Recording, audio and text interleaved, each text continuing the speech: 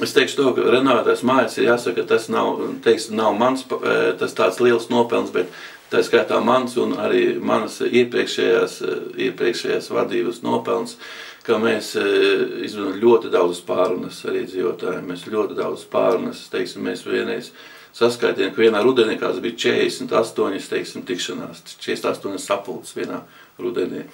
Pat vienu otru mājā mēs pat bija līdz pat 9, 10 sapulcēm bija. Vienkārši skaidrojam šīs te lietas, cik tas ir izdevīgi. Protams, tas bija liels risks, mēs arī nezinājām. Tā bija tāds nezināma lieta. Bet mums bija tāda viena lieta, ka bija tikko kā privātā viena renovējusies māja. Un tur uz to mēs arī balstījāmies, ka šī apkures tarifi bija uz pusi samazinājušies. Ja, teiksim, pa 1 kvadrātmetru lats, tad tur ir apmēram 50 centīmi. Pa 1 kvadrātmetru. Mēs tā skatījāmies pusi uz pusi bija, pat vairāk bija.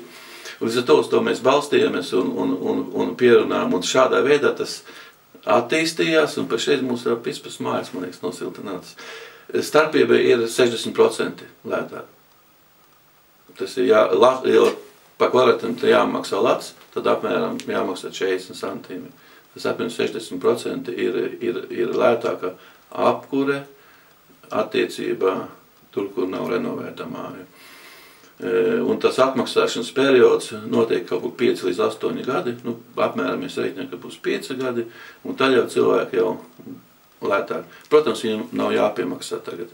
Šie 5 gadi būs tarifs tas pats, kas bija iepriekšējais, un ar to starpību sec šo te kredītdaļu.